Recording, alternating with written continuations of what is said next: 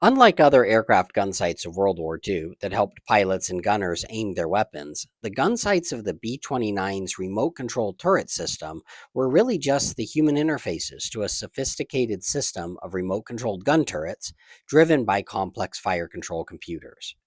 From the beginning, the B-29 was designed to integrate an advanced fire control system for defense, and not just for accuracy and efficiency, but also due to the fact that the B-29 was a pressurized aircraft, meaning that the gunners sitting in the pressurized cabin were necessarily isolated from their external guns.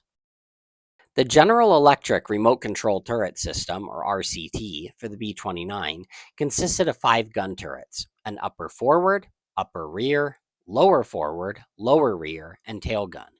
Each position held 2 to 4 50 caliber guns, and the tail turret added a 20 mm cannon as well.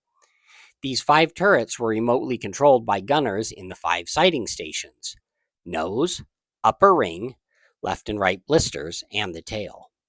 Different stations could control different guns at the gunner's selection, so a bomber could lose a sighting station without losing any firepower. Electronic computers hidden behind armor plates took the inputs from the gun sights in the sighting stations, calculated the ballistics based on airspeed and altitude, the projected deflection of the target, adjusted for parallax, that is the difference in angle from the sighting station to the target versus the angle from the gun turret to the target, and then it directed the guns to fire. Much can be said about this advanced and complicated system, but we'll focus just on the gun sights themselves. There were 2 types of sights: the ring type used in the upper blister sighting station, and the pedestal sights used at the other 4 sighting stations. The pedestal type consisted of a retiflector sighting unit, optically similar to the N8 gun sight. It was mounted with 2 stabilizing gyros and a 2-axis gimbal. The pedestal measured the gunner's tracking of the target using cell-sins, that is, self-synchronized motors that transmit the movement to the fire control computer. The gunner would enter the wingspan of the target fighter, which is projected above the reticle image, which adjusts in size with the wingspan. He unlocks the sight, holds down the dead man switch, and tracks the target. He dials the range in using the side knob until the reticle frames the target and presses the fire button.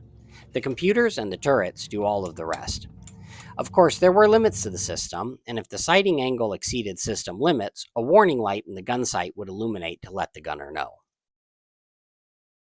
The sight used a dual-filament GE1380 bulb, and the gunner could switch filaments using the switch on the back of the sight. It also used a GE313 bulb for the warning lamp. Both bulbs could be changed in flight by unscrewing the 2 thumb screws on the rear of the sight. The retiflector provided 2 flip-up sunshades, allowing for the selection of 4 different levels of darkness. The gun sight also provided a pop-up ring and bead gun sight as a backup. So that's the pedestal sight, but what about the ring sight? Well, it looks suspiciously like a turret without guns, but it was really just a deconstructed pedestal sight. It carried the same optical gun sight as the pedestal, but the gimbals, cell-sins, and controls were mounted in the revolving ring instead of on a pedestal. It used most of the same components and operated in the same manner as the pedestal sight.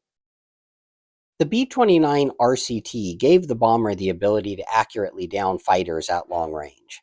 B-29s racked up 914 fighter kills versus only 72 losses in 31,000 sorties. The complexity of the system inevitably earned it a reputation for not always functioning correctly, and its excessive weight made it a liability on missions where no enemy fighters were present. The bombers modified to carry the atom bombs as part of Project Silverplate had their RCT systems removed for weight savings.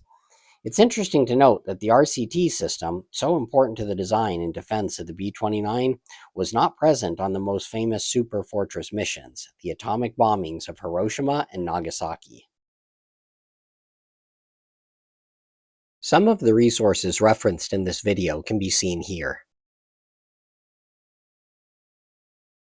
Thank you for watching. If you'd like to see a gallery of all of my gun sights of this type, please stick around, and feel free to contact me with questions.